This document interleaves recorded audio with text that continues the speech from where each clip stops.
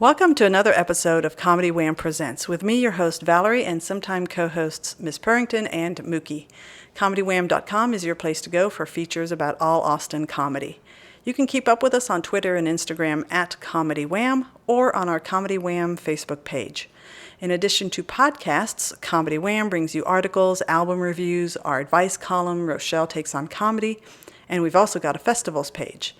And we've got our FPIA 2022 page where you can keep up with all of the contest results.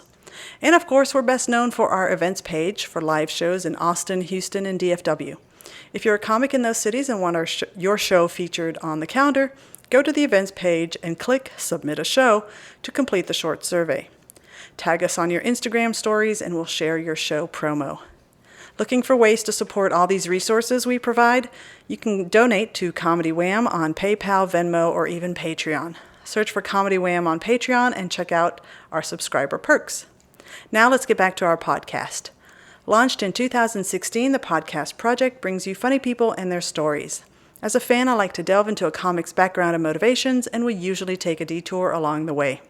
Consider the interview a way for you to get to know the folks that make the Austin comedy scene one of the best in the country. If you like this podcast, please rate and review us. Today, we are talking to the most reluctant host ever of the FOGO Fear of Going Outside podcast, which is incredible, and I've been binging it the last couple of days. Make sure you check it out. They're the host of Tongue in Cheek, a queer open mic, and it's currently the only one in town. She's a writer and actress. She is a polyglot, speaking Spanish, German, Vietnamese, and English. And she and I were both part of the Lysistrata Comedy Festival in New Orleans earlier this year. And she is just a ray of sunshine, and you are going to love her too. And now Comedy Wham presents our guest, Ivy Lee. Hey! I'm Ivy Lee with one E. What's up? Do you just naturally spout that off? Lee with one E everywhere you go. You have to. Yeah. And then people get really confused and you have to be like, I have no relation to Robert E. I'm Asian as well. Is that, do people is that where they go to? You must be related to Robert E. No, they don't. They don't go to it, but they insist on misspelling my name. And then sometimes when I say Ivy Lee with one E, they'll just add one E to Ivy, Ivy-E-Y. Oh my gosh. Last name with T's. But after a point, I don't correct them because, I'm old enough that I care about my credit score and stuff like that now. So, I'm just like, you know what? If they misspell my name and then something comes up and a bill comes in my mail or whatever, it comes up with my credit score and I'm like, I don't know her. That's not how you spell my name. So I don't bother correcting people. I totally get that because my name is basically like the John Smith of Hispanic names. There are so many Valerie Lopez's out there. I know 3. That's hilarious. The only one I'm ever really concerned about is there was a woman in San Antonio who murdered her children named Valerie Lopez. It is concerning. It happened when I was young enough, in my 20s, that I was thinking, if I'm ever in a job-seeking situation, somebody's going to Google my name, and that's going to come up because it's current events-ish enough. And so that was a real worry of mine. How did that play out? It's never come up. Okay. I'm the only one that ever brings it up. Maybe it's to make sure people know that I could be that one. Nobody ever really knows because there's so many of us. You only know when it's too late. Right. Ivy, I have an icebreaker question. Okay. And it is one word to describe your past.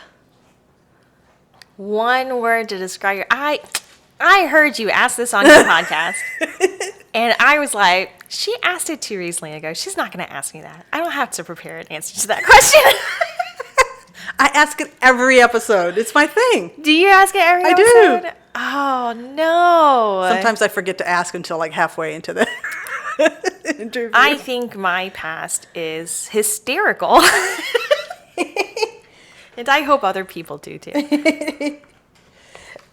Just from the number of languages that you speak alone, that's amazing. I had a very reckless youth. Really reckless. Where did you grow up? I grew up in Dallas, Texas. Oh. And then, so I'm a native-born Texan, born in Houston, raised in Dallas, settled in Austin, have my family. But I also lived in Georgia for 11 years, 11 really formative years of my life. So I'm just Southern. I'm just like super, super Southern. Yeah. I've never spent more than a week north of the Mason-Dixon line. And I'm definitely a city person. When I went to Georgia, I thought that I had the Wonder Years childhood because when you're a kid, everything that you think everything that you know is normal, Yeah. right, until you've learned otherwise, because you're just a kid. You don't have your experiences are your only experiences. Yeah. And so I thought, because I didn't live in like these really tall buildings downtown, that I lived in a suburb. I thought that I went crawdad fishing in a creek on the weekends with my bestie riding bikes around the neighborhood. I thought, I thought that I was just a regular American. And then I went to Georgia and my friends took me to a real creek and I learned that mine was a sewer. And actually, I have never seen a suburb. I had never seen a suburb. Wow. I'm very much a city person. Huh. Okay, so I grew up in Burleson, Oh, yeah. which is A legit suburb. Actually, it was like rural when I was living Oh. there. It's only like recently, well, not recently now, probably 20 years that it's a full-on suburb of Fort Worth. And when we would go every year to the state fair, so we made our trek into Dallas. And so I have only seen Dallas from, the tall buildings and then the area around the fairgrounds. Mm-hmm. So I know it well because we get the day off for the Texas State Fair. You get a day off of school. Students, I thought students all over Texas got a ticket to the Texas State Fair, and your school district gets a school holiday to go. that's cool. We didn't it's start allowed? going every year until I was past high school. Mm-hmm. Had I known that, Yeah. I would have taken advantage of that. Or maybe my parents knew and they're like, we are not letting you take a day off from school for this. I don't know. Or maybe we were too far away from Dallas. The school, maybe you're just too far, but Yeah. the schools would have like a school holiday. Yeah. Huh. Ivy, was comedy something do you have memorable moments about laughing or something No. hysterical growing No. up? Honestly, I had a terrible childhood, but in retrospect, it's very funny. So living it was not very funny. Yeah. But in retrospect, it was hilarious. No, and I definitely don't think comedy is something I came to much later in life. Honestly, relatively recently, because I'm old. I normally am not ashamed of my age, but ever since I started acting, I have learned that in this line of work, it is incredibly yeah. taboo to share your Yeah. age. But I will tell you that I am 1.5 IUDs away from menopause. Okay. And so when I was growing up, comedy, there was nothing in comedy. Like in the 90s, there was we had like this like really beautiful period of incredible black sitcoms and In Living Color, black sketch shows, Living Single. Oh my gosh, Yeah. right? So many good shows that like really that influenced me. That was just like Yeah. the funniest stuff like on the air. Everybody I knew was watching this stuff. But in terms of stand-up comedy, which is what I love stand-up comedy now. But back then, there was really nothing going on in stand-up comedy to make me think that could be for me. It wasn't until I think a year or 2 years before the pandemic, I did a piece at a storytelling show here in town called Bedpost Confessions, and I did a piece about sexuality after childbirth, and people came up to me. It was just a story, right? I do consider myself a spoken word artist. I was a spoken Yeah. word artist when I lived in my reckless youth in Atlanta. I did. I was just kind of on that scene. I didn't Yeah. compete in slams because I didn't like the time limits and the way that things are kind of incentivized when it's a contest of art. Sure. They're incentivized to kind of do certain things with your art. And so, but I was like around and performing a lot. So I wasn't, unaccustomed to performing on stage and talking about my life on stage.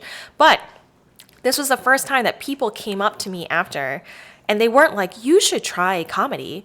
They assumed that I was a working comedian. Oh, wow. They were just like, oh, I love stand-up comedy. Where do you do the thing? Like people basically felt that I had just did a really compelling set, Yeah. a really compelling 20-minute set, according to these people, you know. And at the time, because it was after I had been pregnant and had my baby and all that, I had a really hard time getting back into the workforce, and I couldn't figure out. I was getting so many job interviews, right? I just wasn't getting the job, and it was starting to get to the point where I was like, I have to go take the translation exams at the hospital or the courthouse, or or pick up a job at Sephora for the holidays or something. I was just so stressed about money that I just wasn't able to get a job for some reason after I took a break from having with my kids, and that. I just really wasn't in a position to turn down career ideas, So I was And like, boy, is stand-up one of the most stable ones you can choose out there. but it was, people were coming up to me Yeah. wanting to give money to buy tickets to my shows that they thought I was having. And I just was like, I need to figure out how to get these people's money, because I need to make money. I have 2 kids. Yeah. Like, I gotta make some money, Right. So that's how and so then when people told me that, I started to look into the state of comedy, today, or at that time, and Hannah Gadsby's Nanette had just come out, and then I dug deeper and I found Ali Sadiq's stories from This Is Not Happening, Mexicans Got on Boots, the prison riot story, and some other stories that he did, and he's just down the road in Houston, Texas, and I found all these like really incredible storytelling comics whose artwork, I was like, hey, if this stuff counts as comedy, this is what I'm doing. Yeah. I see why people thought I was a stand-up comic. What they're doing is what I'm doing. So comedy, I think, I did not become a comic. I continued to do what I was doing, but comedy became more of a storytelling art form. Huh. And so comedy moved to me. And maybe one day comedy will move away from me and become something else, but I will probably still be doing what I do.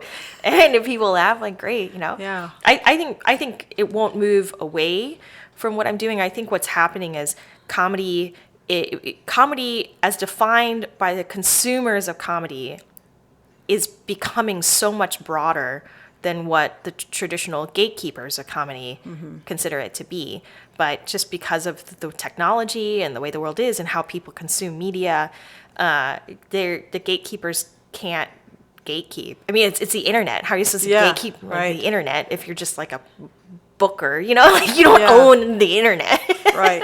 That was one of my big takeaways. I not to toot my horn, but I will toot my horn. I wrote an article for the Austin Chronicle about the return of Cap City, and one of the things I took away from the whole experience of writing it is how comedy has changed so much, because now you have these superstars that were born out of TikTok, born out of Instagram Live, and it's like there's not that traditional, or there's not solely that traditional, club comic growing up, going through the channels of the open mics to the showcases to the club.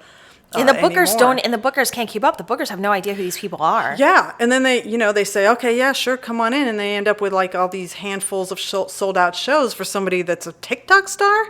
And they were trying to figure out how to download the app. Yeah, right. And TikTok serves you what you interact with, and so then they'll like download TikTok. And they'll be like, TikTok's not funny. It's just a bunch of girls with their tits out. And I'm like, oh, you're telling on yourself.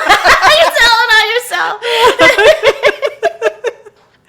So one of the things that I heard you say a couple of times is you identify as the storyteller comic, and when you are a storyteller comic, the open mic as the traditional gateway entry into being a stand-up comic is incredibly difficult. Yeah. So what was your, how did you get into, doing shows? Did you do mics? Because they're a hard venue. So for me, when I first started doing comedy, it was before the pandemic. The open mics it wasn't the time restraint that was difficult. It's that I have 2 kids. Oh, right. Right. Yeah, So I can. the yeah. time restraint it didn't really penalize me in terms of making the audience experience, but what it did penalize me is it can sometimes be distracting from the kind of work that I want to do, which is more like what, in Australia, people put together 1 hour, serious comics who are starting out in Australia, they're kind of expected to put together a 1 hour show in like 3 or 4 years of starting. There are lots of comics in Europe that are festival comics, or they're really expected to for the way that they do things is they put together these shows to be at Fringe, like the Fringe Edinburgh Fringe Festival, or what have you, or the Melbourne Comedy Festival or whatever. And so they're turning over 1 hour shows very early on in their career before the rest of us ever hear about them. And then American comics, we kind of build just like 10-minute sets, and so then when we finally get our 1 hour set, it's just clearly 5 to 6 10-minute sets, kind of one after the other, and that's just not what I really love. I really love a plot arc. I love a 3-act structure. I find that audiences really enjoy it too, and it keeps them engaged, because the way that we as animals store incredible amounts of very complex information in our head is in stories, so that we can act. So we have these stories, so we can act on this information when we need to, and very quickly in the blink of an eye, or whatever. And so I think we're very wired to be interested and pay attention to stories as relevant. But I think what happened is once the pandemic hit, kind of my barriers to entry were everybody's barriers to entry. Right? Yeah, everybody then had to stay home. It wasn't just me, because I have a family. Yeah. And so when that happened, I really felt like, oh, I have no excuse anymore. The playing field's level. No one can go out. So if no one can go out, I'm older. I have more life experience. I've been writing for longer than some of these kids have been alive. Yeah. Do you know what I mean? Like I have I know how to market things, because that was my day job. Was it before I had kids? I was in marketing and PR and social media and that kind of stuff. So I'm like, now that the chief barrier to entry to comedy is the same for everyone, I really have no excuse. And that's the first year of the pandemic is when I sold FOGO to Spotify. Wow. So you're hitting me with the non-traditional stuff that, rather than understood that the pandemic shut everything down, you didn't decide to do, Zoom shows or create your own Zoom show. You went for a podcast idea. Yeah, I just sold a podcast, which, it is a digital comedy medium. It's hilarious. Right? I was telling you before we hit record, it is so well produced. I am very finicky about, I don't do a lot of sound editing for my own podcast, but I have an ear for when somebody has put a lot of care into production and sound value into their podcast, and I was blown away. Even just the trailer was like, oh my God, this is incredible. And your voice for it is just so engaging, and you could tell you're hysterical. Thank you so much. And the sound team, we have sound engineer, we have producer, the whole team would be, and we have composer, who's and our composer is local, our producer is local, so I think the team will be really happy to hear you say that. Yeah, and even, we're talking about it as if you just decided to start the podcast. It wasn't even that. It was a competition. So you're talking about the Spotify Sound Up competition? Yeah. So it's kind of related, but it isn't related. Oh, okay. So Spotify Sound Up it's a podcast accelerator program that is for in the United States. It's specifically for aspiring women of color podcasters. And I did apply. I think years ago, the first year that they did it, I applied, and they were so overwhelmed with applications. Yeah. They had 18,000 people apply, and they did not think it was going to be that big a deal. And so it was just Spotify employees who volunteered to be on a committee to review the applications outside of their regular job duties. Do you know what I mean? In addition to their regular job duties. And so it was just too many applications. And so they had to delay announcing and telling people for a really long, until Yeah. almost before the event, and they picked 10 people out of that 18,000, and I was one of them. But all that was that you got to go to these to go to the 10 women. We like kind of had workshops together for 5 days in New York, and that led back then. They do it a little bit differently now, but back then we had to be in a pitch competition with each other for a small amount of grant money.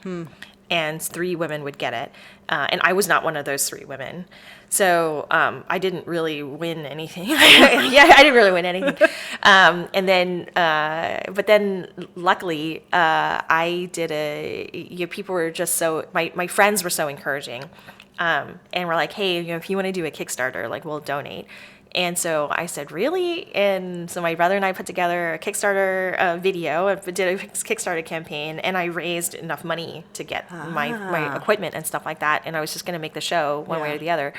And so it wasn't, I talked to a lot of different, not just Spotify, I can't tell you who all I talked to, but I talked to a lot of, different networks. Sure. To pitch the show, and Spotify did just have, the Spotify. I wanted to work with Spotify. They, and they wanted to work with me, and we felt that the terms were good, and so I ended up going with Spotify, but it wasn't a competition. I mean, I guess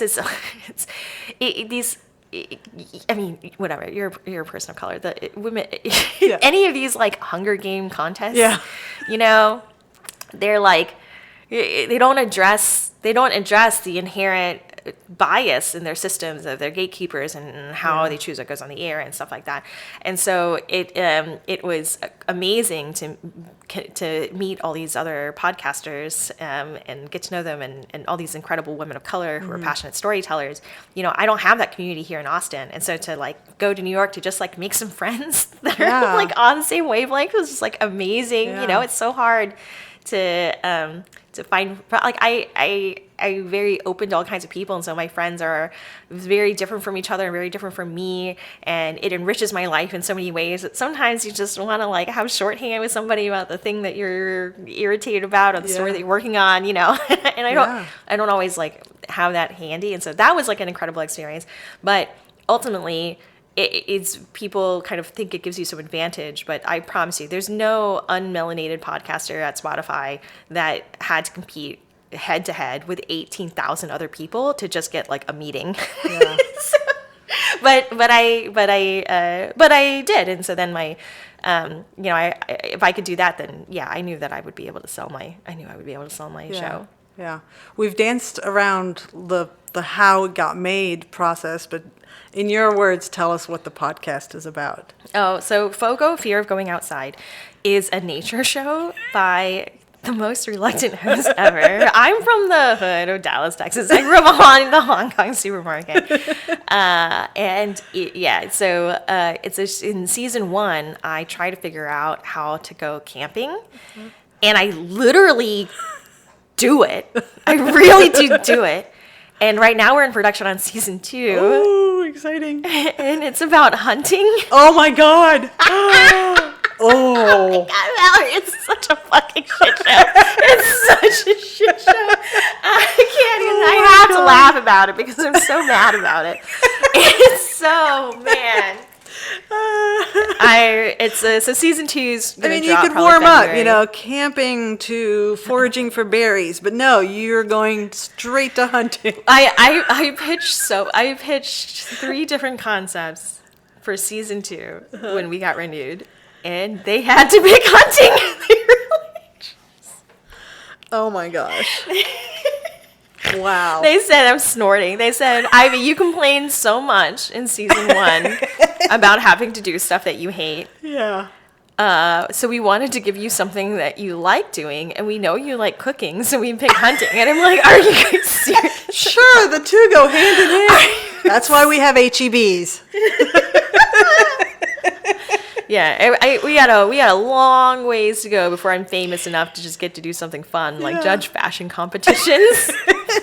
Or like have a cooking show with celebrities. I'm a long ways from that. Oh, that's funny. As a listener, one thing you haven't mentioned that is one of the reasons that I also like your episodes. I think I'm 3 or 4 episodes in. Is yes, you are the reluctant host. You do not understand outsideness or outdoor people, but you have outdoor people, and you have well-educated, informed, experts who come on and educate you. And so there's like this, mix of it's educational, but it's also like you just freaking out about spiders. Yeah, I mean, that's the show in a nutshell. Yeah. So go listen.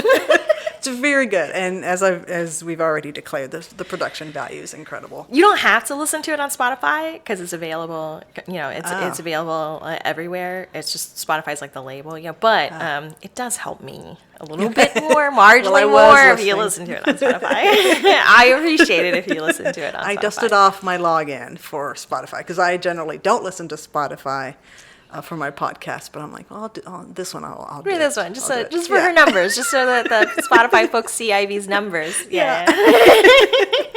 Okay, so you during the pandemic, you've got this whole big development of this podcast. So at what point then do you get on a stage to perform comedy or as a knowingly performing comedy? Yes, knowingly with intent. So it was actually Pride Week. I literally this year or last? No, it was before the pandemic. Okay. Before the pandemic. So after my bedpost confession show, the Pride Week that year, I got roped into going to a Pride comedy show, which I was happy about, by like just some cool, young, hip, interracial, polyamorous friends of mine. And, I'm always like so thrilled when they invite me to anything because I'm just like, Mom, just like yes. kind of, right. I know some people experience me as eccentric. I experience myself as a very basic ABG, which is an Asian baby girl. I experience myself as a very basic ABG turned mom. So when these like my cool young polyamorous friends are like, come, they always invite me, and I always have to be like, I can't. But they keep inviting me. Oh, that's God sweet. bless them. Yeah. And so finally, I was like, yeah, I'm going to go to this comedy show, to this, and it was at Cap City that year. And afterwards, they were, because they were so cool and extroverted, and they were like talking to the comics, and all the comics were going to, we're all going to the open mic at Mr. Tramp's after the show. Oh yes, good old Mr. Tramps. So they were like, let's go see these comics. Everybody's going to go to the open mic. Let's go.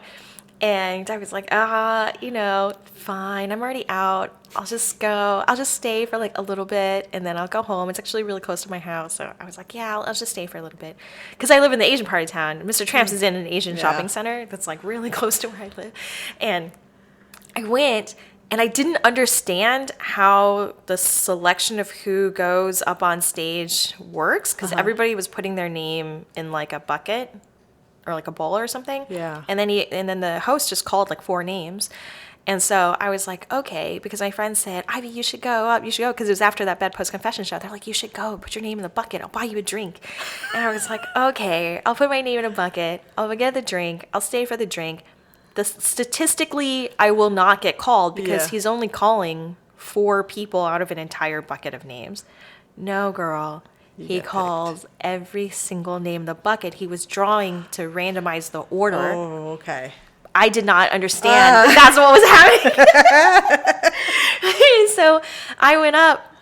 So then I was like, oh, I'm safe. I'm just going to sit here and enjoy this drink with my friends and enjoy some comics, like testing out material, and then just go home. And, that was it. That would be my adventure. No, I get called. Eventually I get called. More drinks are had. And I was like, what? I really am going up? So I just went up and just told him like this whole story of like, this is how I got here, just to impress these like cool young people and and to follow all these like comics or whatever. And I told the story of how like I just grew up like really like I'm the oldest daughter of immigrants. I don't do this kind of thing. I always in straight edge like my entire life. But like, now that I like went to college and I went to grad school and I got married and I had kids and everything, and like, so finally, like, I feel like my opportunity costs have gone down, and like, a true story. And I was like, so last month I tried drugs and that was my time, and then the timer was over. Oh gosh. And so afterwards, How did you feel being up there under this, like, okay, now I'm doing this as comic person? How did you feel being up there? I was a little blindsided, and I was like, I guess I'm just gonna be honest and tell them how I feel. Just like tell them like where I'm at, because that's all I've got right now.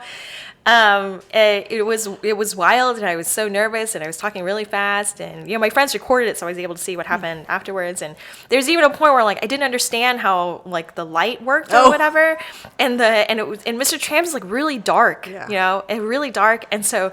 And there's a point in the tape where I'm like, I'm sorry, is that my time? Is that my time? I'm so sorry, I don't know how the time works. And I was like, could you just like, and the guy is black, and I was like, I just can't see what you're doing because it's really dark and like you're black, and like, could you like wave or smile or like so I could see like your teeth or something, or like in the darkness, or like now he was like cracking up so much he said he was smiling, and so I was just like, does that mean my time's up? Like I don't know what's happening. Like I'm so sorry. It's just like a minute of me like apologizing for not understanding how things are working, and that just like honestly was how I feel. But but afterwards, Colton Dowling, who's a comic here who's in the Pride show, who is gorgeous, by the way. Yeah. Who doesn't have a crush on Colton? Freaking believably, like smoke show. Abs of steel. A smoke show. Sorry, he actually objectify he has Colton. Worked as a model. Yeah. He has actually had like paid work as a model. Yeah. He came up to he came up to me, total sweetheart, and was like, "Hey, you're really funny. You're like really, really funny. Don't go to mics like this one." He's like, this is not. He's like, I totally, he's like, you're really funny. You should go to these different mics. I'm gonna ask like all my female comic friends like where they like to go. Yeah. Don't be in these like homophobic rooms like this. Go. You're hilarious. Like, go be a better audience. I'm gonna message you in the morning when I figure out where the mics that all the women comics the great women comics I know are going, and I'll send you the list. And he did. And he did, and then each one he was like, okay, and this is the host, like go say hi to the host, this is her name, yada yada, and kind of gave me like a little mini guide on how to get in there and avoid spaces that would make me not want to do comedy anymore. Yeah. And I try to pay it forward. Every time I see like a new comic going out to these shows, like I try to do the same thing because I think that's especially for people who are traditionally marginalized in mainstream media, that's like really important to know that what you see at an open mic does not represent comedy as a whole. Most of these like people who are punching down, who are like, is it like, don't you wish your wife was dead? Like, like those kinds of jokes are like pedophilia. Like people, they also like to punch down at homeless people here for whatever reason. And obviously like using people like whole groups of people as a punchline in lieu of writing an actual punchline. It can make actually funny people, it can be really discouraging to actually funny people. And so I try to reach out and it paints that, like you said, it paints that picture that, oh, well, this is my experience here. It must be what it's like at every place. Or like you go to one of those and the people there just send you to all the other ones like it.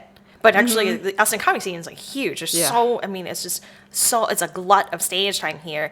But a lot of it. I mean, actually, they should go to Comedy Wham, because Comedy Wham lists all of them, as opposed to people comment like just following certain comics who tell you where they are. Because then you're just going to go to the ones in that same subculture, and that subculture here has grown actually a lot in the pandemic. And in the pandemic, it was basically only people who didn't believe that it was real who were out, and there were a lot of people here because people don't realize like Joe Rogan lives here, Alex Jones lives here, like a lot of those kinds of radio personalities live here, and so a lot of people have moved to Austin to try to follow that career path, and be in that media ecosystem. And it works for them, but if that's not the audience for you, they're not. I don't play shows like that, not because they don't pay well, but it's because it's like I'll do shows that don't pay well, if I think in the audience, the people, the host of the show and the producers of the show are promoting the show and bringing the kinds of people who will eventually become my fans, eventually become people who will be happy to pay $60 for a ticket to see my stand-up special. Do you know what I mean? Right. Like, I don't need, like, that's what I need. I need to cultivate a fan base. And if I go to these shows, like, these people are not going to be fans of my comedy. Yeah. So, like, there's no like investment there, for me. But but there are these other places, so you kind of have to like reach out and let those people know how to access these other spaces. Right. So you started doing more comedy, and was it last year that you started your tongue-in-cheek? Oh, yeah. show? So one of those spaces is this monthly show I have at Swan Dive. I co-hosted by Era Juliet, who also is a story editor on FOGO. If you're going outside, hilarious comic, incredible host. She hosts things all over town.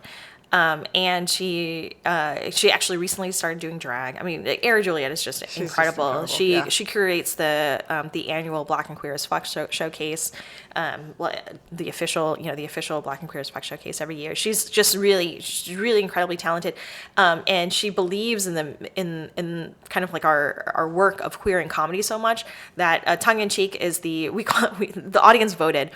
We don't call it tongue in cheek anymore. We call it tongue and cheek because it sounds like a gay pub. Yeah, like, come down to the tongue and cheek. We're gonna sing some sea shanties and pass around a bottle of mead. Like, so the people are really into tongue and cheek now. So now we're just rebranding it. The audience voted unanimous.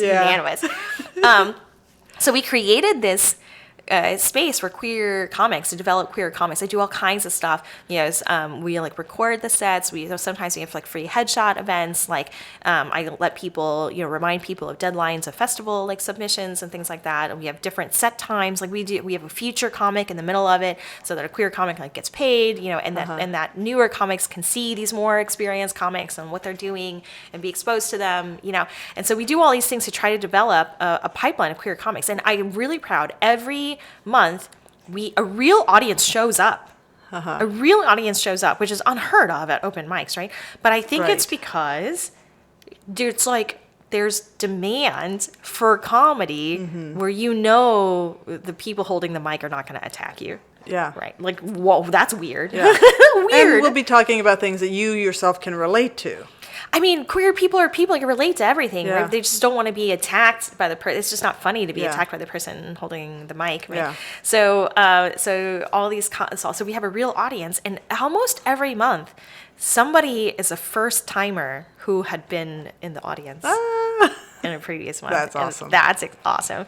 And I've also seen comics noticing the bad practices that they bring from these straight spaces, and I've also noticed like comics that have signed up not in good faith all the time. Sometimes and we used to, one time we did have to kick somebody off the stage that was just so not in good faith, but usually they'll be like, oh, and just kind of explain like the one queer experience that they had, or they'll be like, oh, well, like I'm queer, but only, when I'm under this like very specific circumstance or whatever. Yeah. And you just watch them by the end of their set, and I'm like, nobody say anything, because they start to realize that they're like, oh shit, I'm queer. Like, I'm like, nobody say anything. Let it marinate. Everybody just let it pass. Like, don't get out of it. Just like give that person like, a year, or in our stage, like 6 minutes. Just give them 6 minutes and figure out that they have internalized homophobia, which is why they haven't been able to admit to themselves how queer they are. And then they come to our space and they realize that they begin to realize and question that thing. I think they come to the space and they think, sometimes people kind of poo-poo in the space, and they're like, oh, like I'm not a queer comic. I want to do stuff that just like that plays to everybody, But then they'll do a set at Tongue in Cheek, and they realize that they weren't doing comedy that applies to everyone before. They were also straight coding their comedy over there. Not like that space is not neutral. That other space is not neutral, And there are no neutral spaces. And so anyway, yeah, so we're not just queer in comedy by showing that there's demand and money to be made, by doing this, but but we're also and we're filling the pipeline of potential new comics and new talent. I'm really hopeful that being at Swan Dive, a place that drag queens trust, that some drag queens will, maybe get the idea to come and try comedy out of drag. We also have it so that people who are under 21 can come in. They have a cover charge if they're under 21, but they can come in. Huh. The reason why is because I heard that Dave Chappelle got started when he was 14. So I was like, if there's a young queer talent out there, I want them to start in our room. I don't want them to start at Mr. Tramp's. Yeah. I want them to start in our room.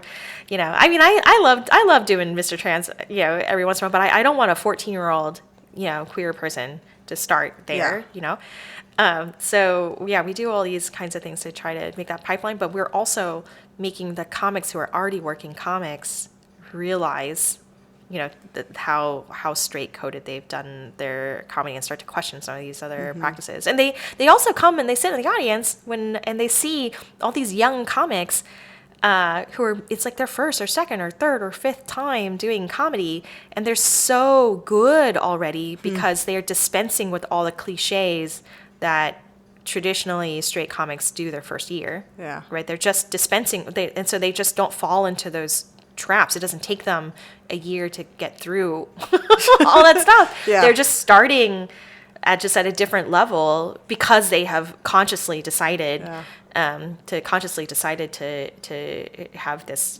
more liberatory minded take in their content. So cool. It is really cool. It is really cool. You should come out. Yeah.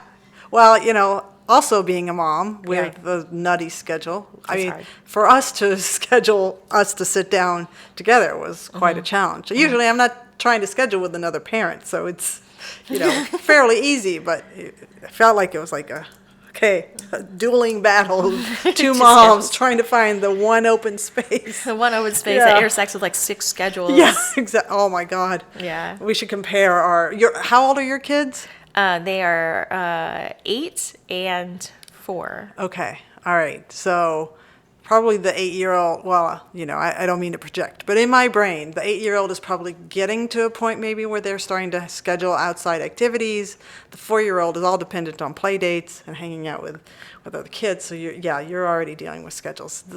Having a high schooler, and I just have one, my schedule is just bonkers. Oh my gosh. Yeah. Yeah, I bet. Yeah.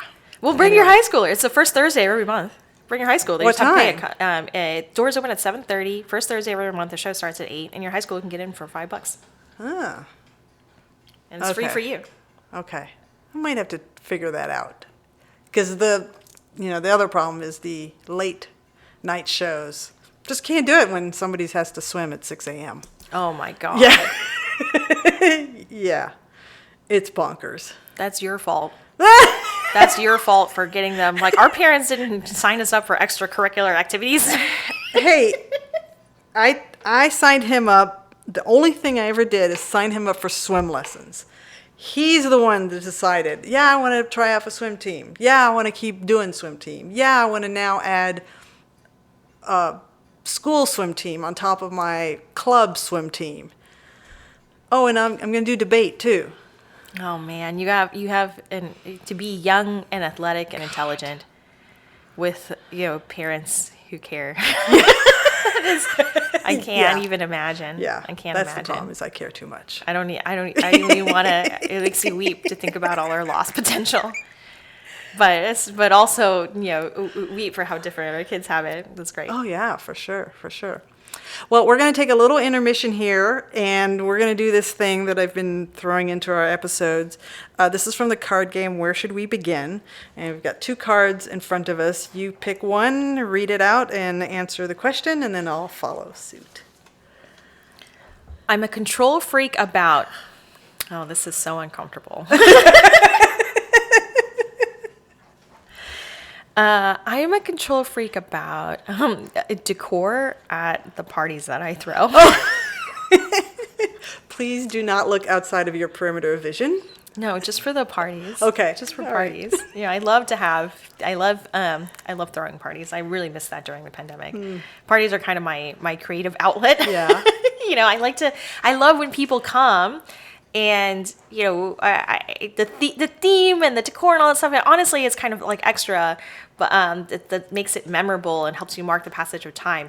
But I love it to make a space, an environment, an event where you can come and figure out who you are when you are physically safe, when you're not worried about money, when you're full, when you're happy, when no one's judging you, for any reason. My husband and I are burners. Like we're we're total exhibitionists. We're and then we have like these themes that are made to like ground you or delight you or whatever, and it's kind of like this experiential art, except that for me, like for you experience the art as like this magical space that you're like coming into, and this environment that you're coming into. But for me, it's the transformation of you, I guess, the guest, the transformation of like who you become when these things are kind of taken away from you, and I get to delight in who these people like become. And so I'm very much like I have like kind of an artist, pickiness, like I very like I want to compose the details of these parties. Wow, very cool. Okay, let's see what mine is. Something I would like to change about the way I deal with conflict. Oh my God. My go-to is to walk away. Because I don't like conflict. Walk away like permanently or just take a breath? Oh, no, take a breath. Okay. And I'd rather, I feel like it delays the inevitable of, okay, we've got to resolve the issue. But and then do you come back because the other person is like, hey, you have to come back and resolve this issue? Or do you like, okay, I just need a breath, now I'm back? No, that's part 2 of it, is I wait for them to come find me. And maybe that's like a childhood ingrained behavior from how I saw others deal with conflict, that it's like, okay, well, I've got to walk away because I need to feel like I'm not in trouble from the conflict, and that people want to, they want to seek me out. Because if I walk away and they don't seek me out, then they hate me and they don't love me. But if they do come seek me out so that we can resolve the conflict, then, it's almost like a test. Yeah, that's really a high-stakes test, Valerie. Yeah. God. That's deep. Woof. Did not expect to go deep on that one. Woo. I would have rather done the control freak one, because I'm a control freak about so many things. That's your fault for bringing Esther Perel into this podcast. I have no idea what that is, but that sounds hilarious. Look at this card. It's the consequences of my own actions. Yeah. Oh, God. All right. Well, my therapy, I guess. Okay, let's talk about our first time to meet was actually in New Orleans. Oh my God, that was life-changing. That was my first festival as a participant, and it was so much fun. And Rochelle McConico, who everybody should just follow and adore. Incredible producer, hilarious, really great as a stand-up, but actually a world-class improviser. Yeah, just incredible. Wonderful human, just very giving and wanting to help people. And she put together this festival, and it was like an all women comedy festival in New Orleans, and it was their first year doing it. And so you would think, there's going to be like kind of bumps. It's like a little bumpy the first year. Yeah. But I didn't expect that it was going to be. It's such incredible venues. Like every single one was like a big deal venue in the New Orleans comedy scene. And so then we were able to meet people in New Orleans comedy scene, and that event changed my life. We met. You were doing your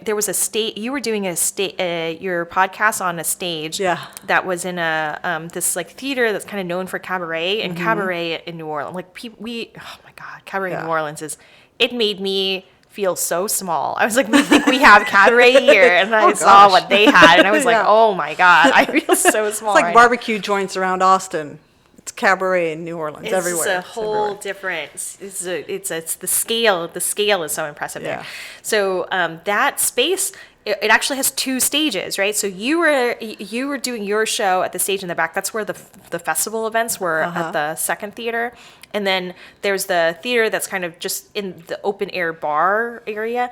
I was going between shows. I went up to the bar to get a drink, and I found myself in the middle of a cabaret show that was like already, it was packed. Wow. I sat on I could barely get to the bar. It was packed. And it was so funny.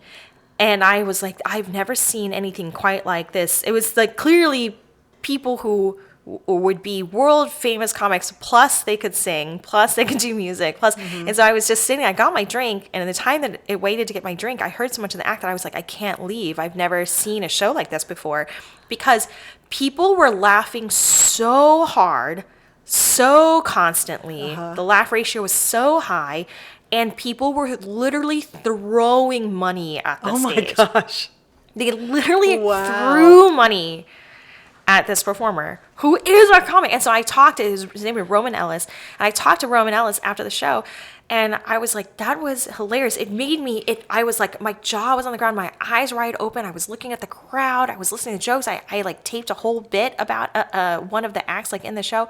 And I was like, this is comedy, right? Like we normally, the way I'd been studying about the business of comedy, this would not be considered comedy, but I'm looking around at people throwing money at punchlines. Yeah. And I'm like, this is being experienced as comedy, as like euphoric comedy, like as like high, it was just oh my God. I was like, comedy is so many different things, and my mind has been limited by what comedy is, and I should not be looking at it from, a studio executive's perspective. I should be looking at it from the audience's perspective of like what they are willing to pay for if it makes them laugh. Yeah. And I talked to Roman afterwards, and he was telling me, yeah, you see this, like, and the bookers at the comedy club, the ones that are just strictly comedy clubs in town, they're like, oh, well, I don't want to book you because I haven't seen you at the open mics. And he's like, how am I supposed to go to an open mic and give up a night where I could make $300 making people laugh over here, plus like they're, like getting door and tips and all this kind of stuff. Like you can't, you're an artist. There's a housing crisis everywhere. You literally can't give up a night of cabaret like that when people are already laughing so hard and like coming out to see his jokes. He can't go, supplicate himself to a booker at a comedy club who doesn't deign to go explore and see what other comedy is in their own city. That's dumb. Well, but it's an opportunity. I saw it as an opportunity that I'm like, whoa, like Roman figured this out. Yeah, no, it's dumb that a booker wouldn't look outside of their norm or say, their little kingdom. Send me a tape and let me look at what you're doing. And right. They're obviously going to see, wow, there's something magical there. Oh, you're totally right. Yeah, they should just, I think a lot of times we take for granted the people in our own city. Yeah. Yeah, or maybe you're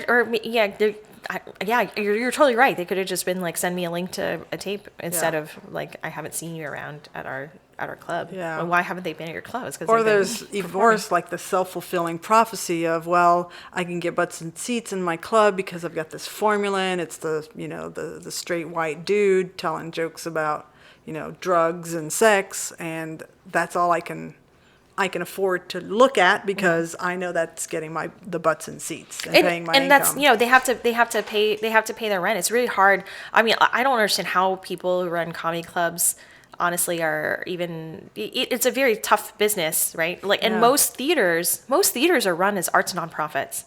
And so people think that they can run this theater, which is a comedy club, and they think that they can make money just from the bar, and that isn't. And sometimes it works, and sometimes it does not. Yeah. And so, like, they got to do whatever they got to do to keep their doors open, and I totally get that. But from the comics point of view, we can't make being accepted by that as, like, the standard of are we successful or are we funny? Yeah.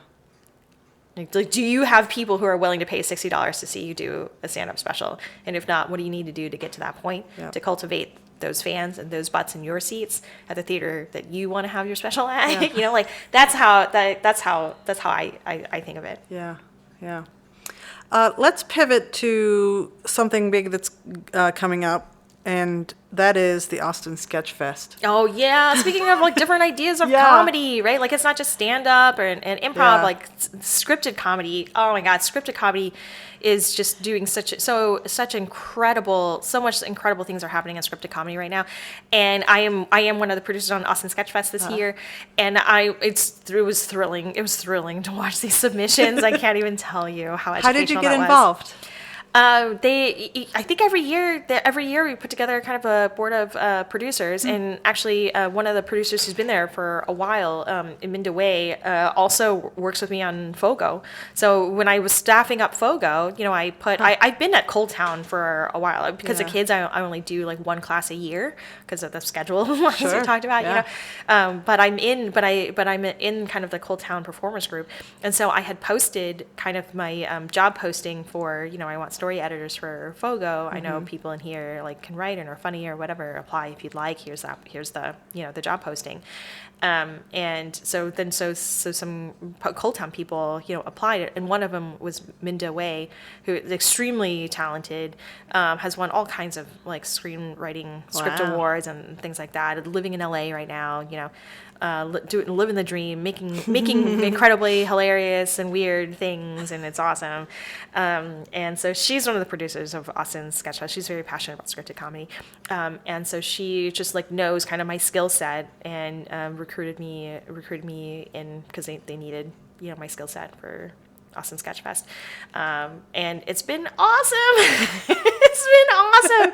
Everybody there is so cool and so talented, and to get to watch all these submissions, and then actually get to bring some of these people like in person for people to come watch. And we've got a workshop by Mo Collins from like Parks and Rec, and like just some really incredible things that Mo Collins has done. We've got a workshop there that every performer in Austin, if you're interested in comedy, scripted comedy, you should totally sign up for. I mean, MadTV, come on. I mean, so, oh my gosh, that's right. So we're bringing some really Girl Gods, one of our headliners.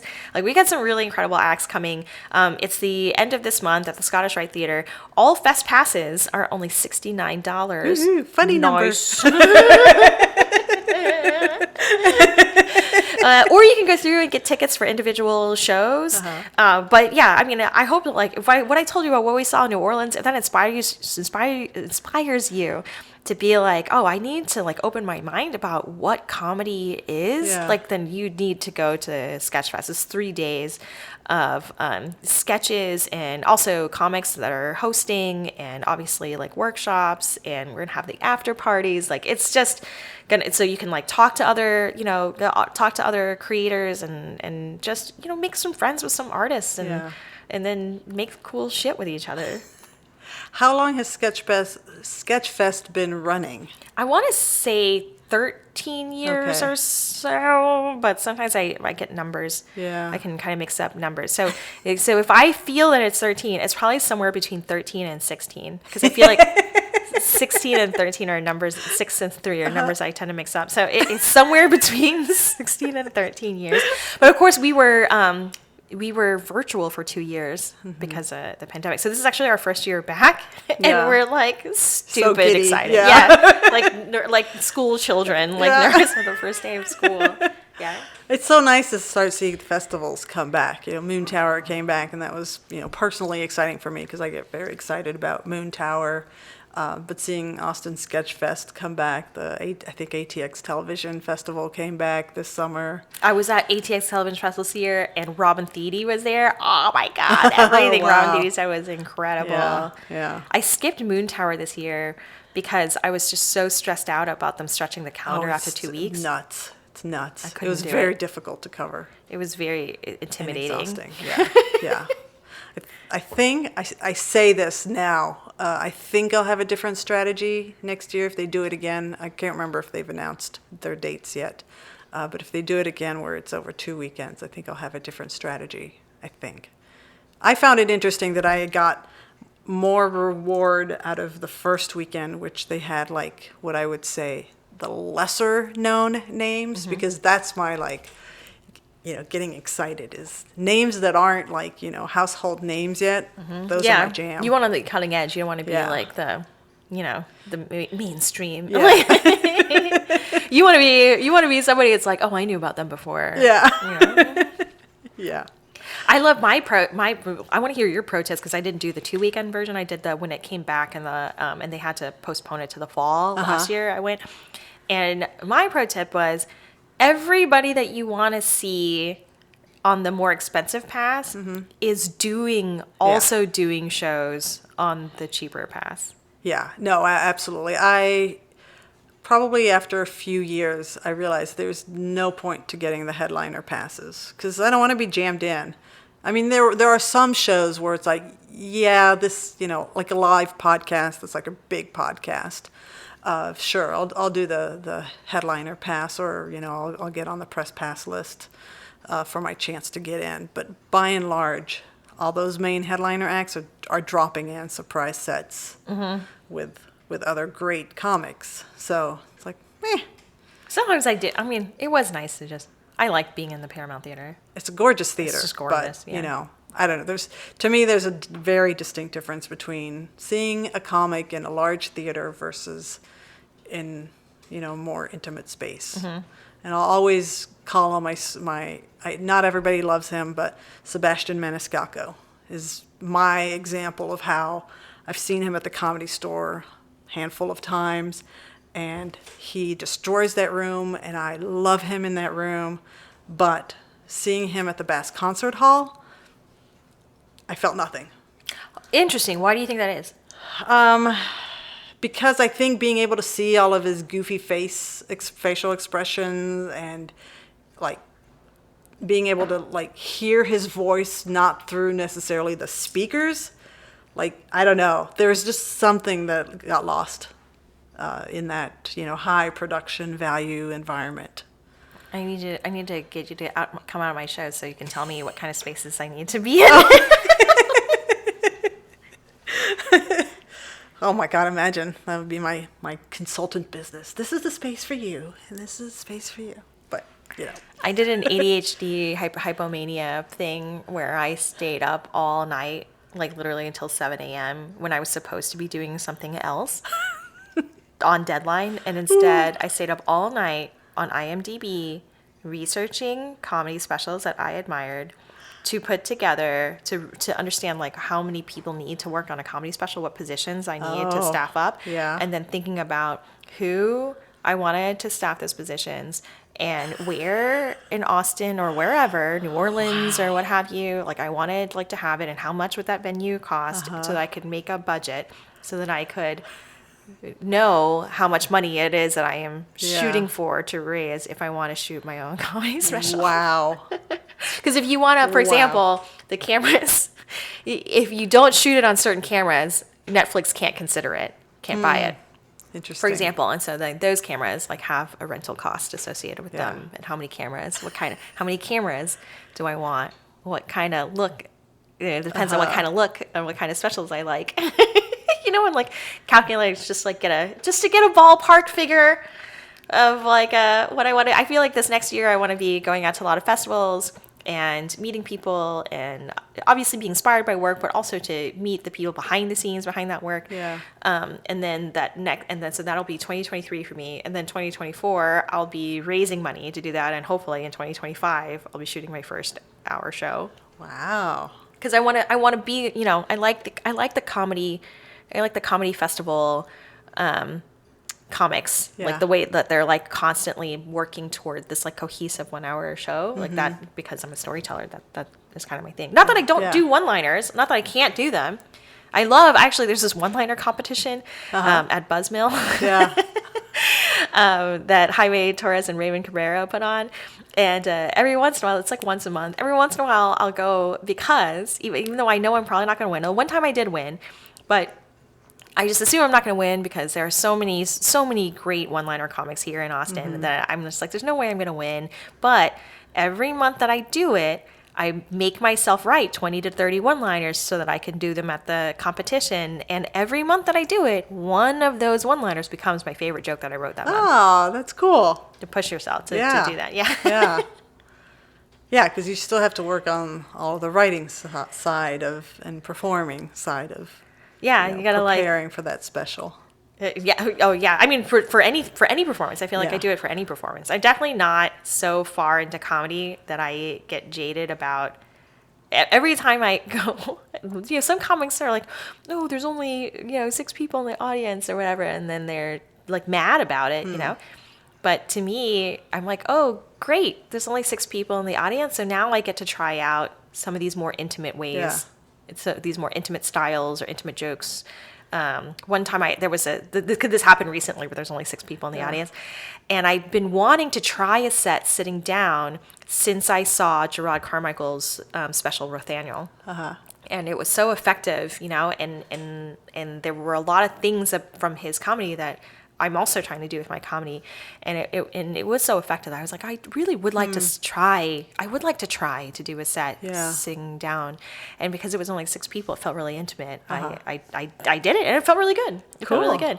But I compared to what I used to do, and compared to what my parents, who immigrated to the United States, like have done for me. Anytime I get a gig doing comedy, anytime I get an audition to be like a funny person in a commercial or a short film, or anytime I get to write a script, as stressful as it is, I'm just like, I can't believe I get to do this job. I can't believe I'm not like doing nails, that's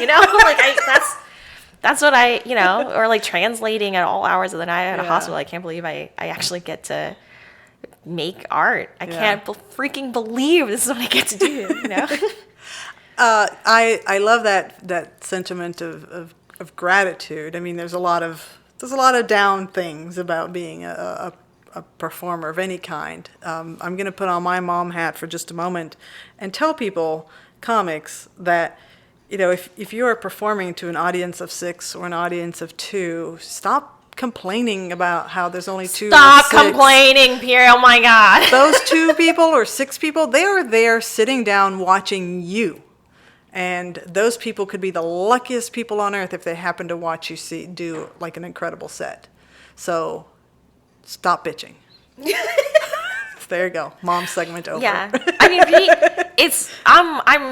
I'm with you. I'm like, there are children starving in Africa. You're complaining about there's only 2 people in the audience, It's fine to be bummed about it because you hope, especially if you spent the effort of promoting and you really were hoping more people would show up for you personally. Yes, that is a bummer. Well, but it's almost never the comic who did that. It's usually the producer. Like if the producer is bummed because they worked so hard to promote it and then no one showed up, like totally you get to have your feelings. Yeah. Okay. After the show, we have a good cry in the bathroom. Like that's totally fine, But if you're a comic who did nothing to promote this show. Yeah, right. And then only 2 people showed up, and you're still complaining as if I feel like a lot of people go into comedy because they think that they're going to get energy from the audience, and the audience owes that to them. That is not how art works. Yeah. Right? The audience came to see your light. Like most performers, it takes it out of you, like they're like catatonic the next day. Or, they have to they'll do like a show on Broadway, even if you're in the chorus, or you don't have to do as much emoting kind of at the front of the proscenium or whatever. Like the next day they're asleep until it's time to go back to the theater and get in costume and makeup or whatever. Like you're giving, to be an artist is to give so much of yourself in the experience, and so much of your energy and so much of your perspective, to them, that it should be draining on you. You're not there to they're paying for your life. You're not there to suck their life force like a vampire. Don't be a Colin Robinson if you get that reference. It's what we do in the shadows reference. Yeah. Don't get the energy vampire. Yeah. They should do is there an episode where he tries stand-up? They should totally do that. Oh my God, no, but he has been performing all season. And I don't want to do any spoilers, so. Ivy, this has been absolutely wonderful. Is there anything we haven't talked about that you want to make sure people know? No, I don't think so. I think we covered like everything. Come out to, please listen to my show FOGO. Please help us queer comedy. Come to the first Thursday, tongue in cheek.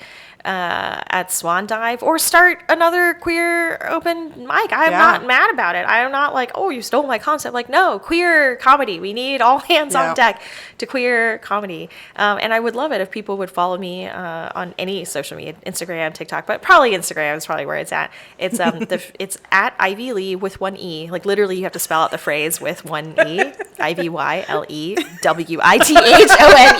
Yeah. That is just the best handle. And people still misspell your website is that too, isn't it? Yeah, it's IvyLewithOneE.com. Yeah. Okay, well, are you ready for your closing question? I don't know if I'll ever be ready. It's one word to describe your future. No! No!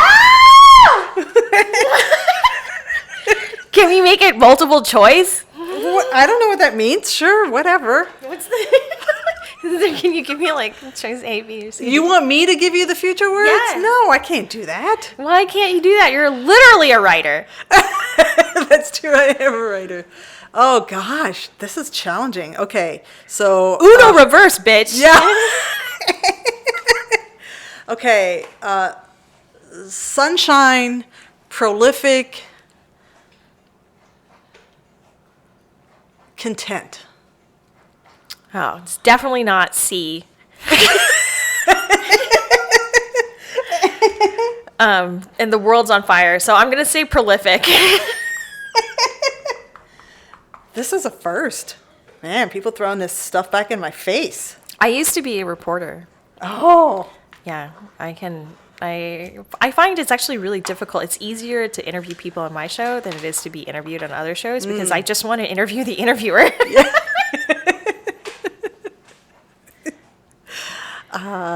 Well, I have a friend who's been trying to interview me for years, and she's not been successful yet. She knows who she is. Okay. Right. On that cryptic Facebook message note, on that vague book post. That's not shade. It's just I don't like talking about myself. Doing this card, his thing during the episodes, has like been a personal challenge to myself to like open myself up a little bit more. So, I mean, to our 3 listeners, I have no idea how many people actually listen. I mean, I do, but I don't. I also don't know how to check the stats on my podcast. I also don't know. I only know people who leave a review on Apple Podcasts. I'm like, okay, these people have listened to the show. But my producer, Mariah Gossett, she knows how to check them. She gives me enough data every now and then. That's the fun of self-producing, is I have to figure it out. Anyway, much off track here. That is a wrap on Comedy Wham Presents Ivy Lee. Tell us where we can find you. Well, we just did that. We can just edit this whole section out. We can just hold, yeah. Yeah, so upcoming shows. Sketchfest is coming up. First Thursdays, tongue and cheek at Swan Dive.